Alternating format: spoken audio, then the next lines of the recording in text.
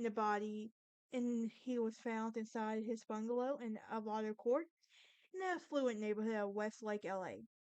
Taylor, who was 49, was discovered lying on his living room floor with a bullet in his back. Now, the crime scene was hampered with by a number of people mouling up the house.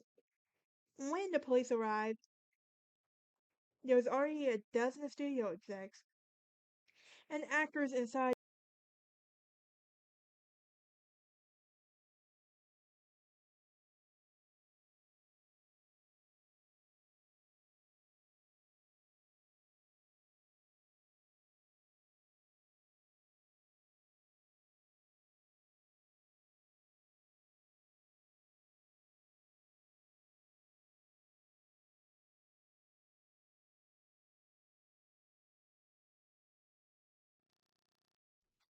Welcome back to the True Crime Lounge podcast.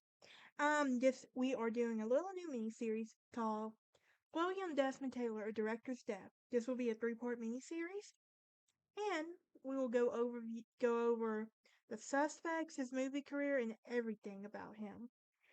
If you're new here, hit that like button, subscribe, and comment. Also, ring that bell for notifications. I do have a Patreon that you can join for early access for episodes scheduled to come out.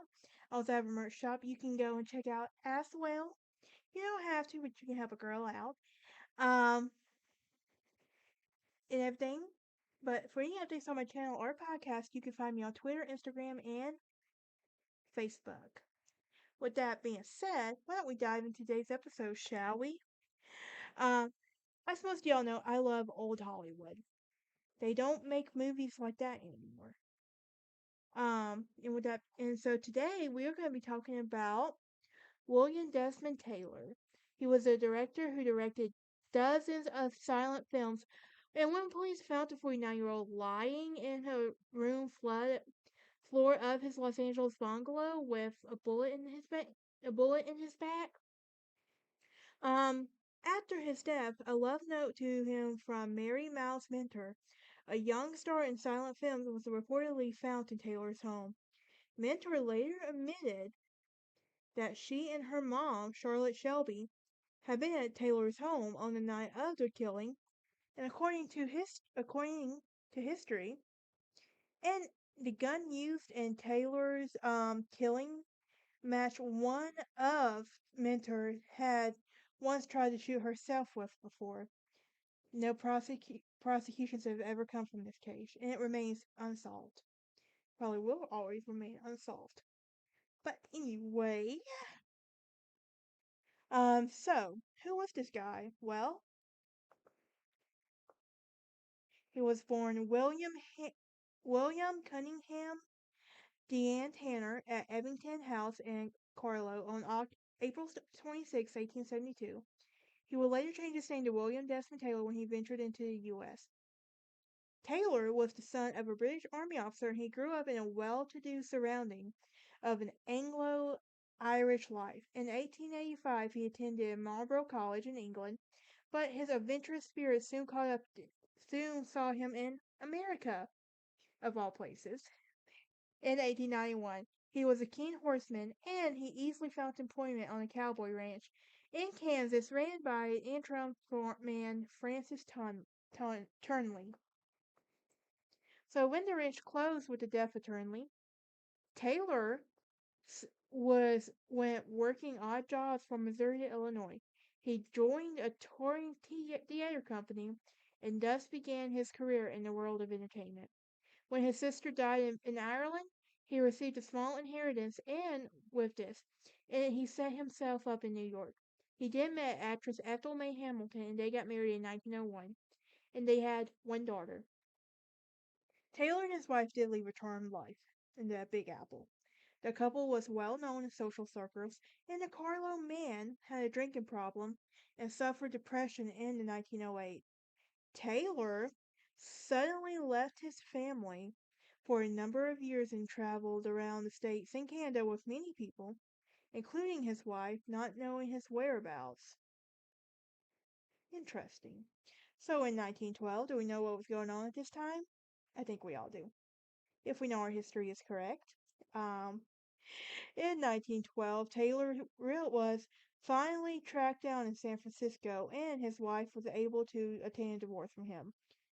From San Francisco, Taylor made his way to the California coast to a little bungalow, to a little burgeoning place of Los Angeles called Hollywood. He acted in a number of silent films before going behind the camera in 1914. Onward, he said he would quickly become a much sought after filmmaker in Hollywood, and went on to make about up to 60 films. In his directorial debut, The Judge's Wife, and he followed that with a very popular 30-episode serial called The Diamond from the Sky. Other notable films of Taylor's include Davy Crockett, Huckleberry Finn, and Anne of Green Gables. In 1918, he put his filmmaking career on hold when he enlisted in the Canadian Expeditionary Force when he was stationed in Dunkirk during the dying days of World War II. So by 1919, he had reached the rank of major and served in Bourges, France. And after the war, Taylor returned to Hollywood and picked up where he left off, making more hit films that starred the big names of the day, such as Wallace Reid and Mary Pickford. Taylor would also enjoy another few years in the screen success before he entered into his own final act. This will lead us to the very day on February 2nd, 1922, in the body, and he was found inside his bungalow in Alvarado Court in the affluent neighborhood of Westlake, LA. Taylor, who was 49, was discovered lying on his living room floor with a bullet in his back. Now, the crime scene was hampered with by a number of people mouling up the house. When the police arrived, there was already a dozen studio execs and actors inside the house, and some of them have been rummaging through the dead man's belongings.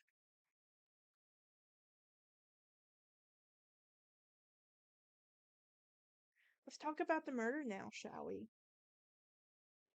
So, it was February 1st, 1922, an unusually cold night in Los Angeles. Despite that this was during Prohibition, director William Desmond Taylor and silent film comedian Mabel Normand enjoyed a orange blossom gin cocktails, discuss, discuss niche fraud in movies, and Mabel played a comic relief on the piano. About 7:45, he walked her to her car, leaving the door open and unlocked it to his exclusive Alvarado Street bungalow. As his chauffeur drove off, they blew a kiss at one another. With the exception of the murderer, Mabel Normand was the last person to see William Desmond Taylor alive. He would then he then went back to his apartment, and about 8 o'clock there what he thought would be a car backfire he heard by his neighbors. Faith McLean went to the window and saw what she at first believed to be a man in a long coat wearing a muffler or with his collar turned up and a plaid cap over him. He looked over at her, casually went inside as if he'd forgotten something. Later, she said that this person had an effeminate walk and was funny looking. More than a decade later, grand jury testimony when pressed by sheriff and asked if she could be certain it was a man that she saw, McLean answered she could not. Another neighbor, Hazel Gillian, stood up, stated that she just saw a dark-figured man heading back to the car backfire. Now, all was a deadly. All of this was happening on the deadly quiet street of Alvarado Street, around 7:30 a.m. The next morning, when Taylor's houseman Henry Pevy arrived at the bungalow, and Taylor, 49, lying dead on the living room couch. Peppy screamed and ran out into the courtyard, and the chaos ensued.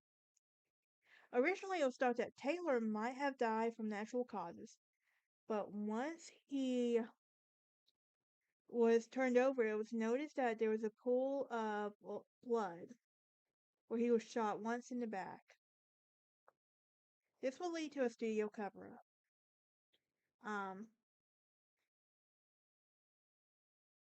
There you go. Yes, so this will lead to a studio cover-up where Taylor was employed, and they seized all the letters.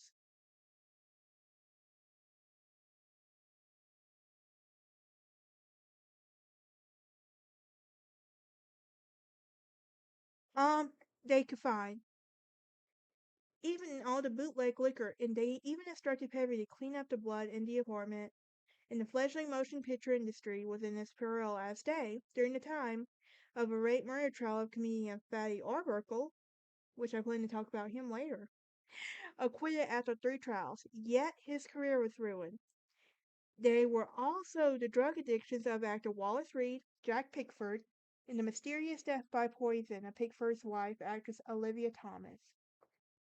Women's club and religious groups were up in arms, and the film industry was threatening to boycott the films. And by the time the LAPD detectives arrived at Desmond's scenes, it was severely compromised.